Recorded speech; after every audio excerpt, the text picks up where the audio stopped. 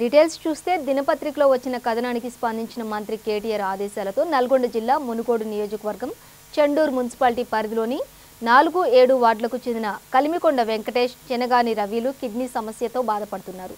వారిని కర్ణాటి విద్యాసాగర్ పరామర్శించారు. తక్షణ సహాయం కింద వారికి ఇరువురికి కలిపి 20,000 రూపాయలను అందించారు. కిడ్నీ మార్పిడి కోసం కేటీఆర్ దృష్టికి తీసుకెళ్లి శాశ్వత పరిష్కారాన్ని అందిస్తామని హామీ ఇచ్చారు. ఈ కార్యక్రమంలో మునుగోడు ఎంపీటీసీ శ్రావణి, నాగరాజు గౌడ్, వెంకటేశం, టీఆర్ఎస్వి రాష్ట్ర కార్యదర్శి రాజు, కృష్ణ పాల్గొన్నారు.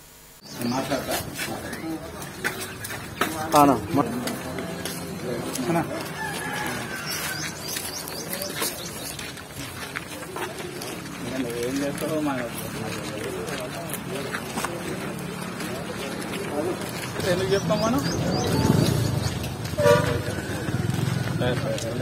ఓకేనా